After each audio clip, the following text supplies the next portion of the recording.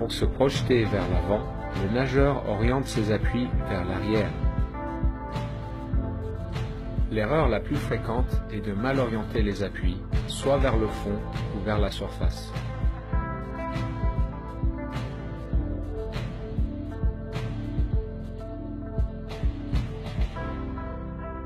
Les nageurs experts utilisent l'intégralité de l'avant-bras et de la main pour se propulser vers l'avant. Il est important que l'avant-bras soit à 90 degrés par rapport au fond de la piscine. Les nageurs novices ont tendance à tirer avec les coudes en premier et de se servir uniquement de la surface de la main. En nageant de cette manière, les bras ont tendance à tourner dans le vide et le nageur fait du surplace.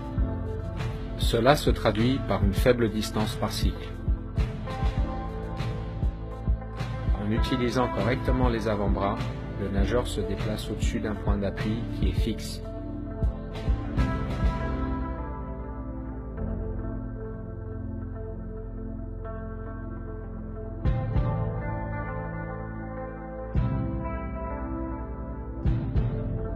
Si la trajectoire de la main s'éloigne trop de l'axe central, il y a une perte de force. Il est important que la main suive une trajectoire rectiligne qui se trouve sous l'axe de l'épaule. Si l'avant-bras reste bien placé, le coude se décale inévitablement vers l'extérieur.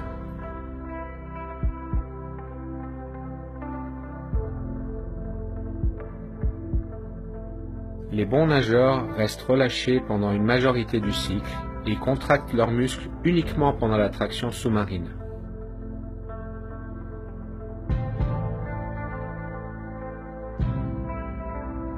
Les masses d'eau sont pulsées vers l'arrière et nous pouvons identifier deux phases de propulsion.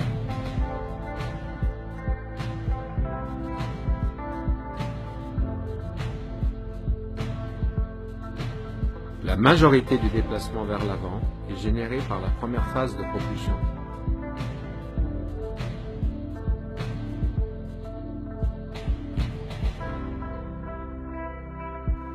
Puisque l'eau est un milieu très dense, il est primordial d'avoir une propulsion continue en évitant les temps d'arrêt entre les phases propulsives. Le contre-exemple en natation est le crawl rattrapé.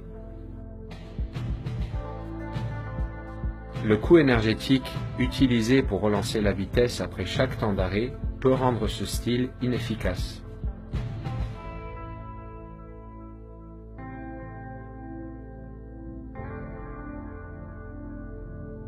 Dans toutes les nages, une propulsion efficace est le résultat d'une orientation correcte des appuis, de l'utilisation des bons muscles au bon moment et de la continuité.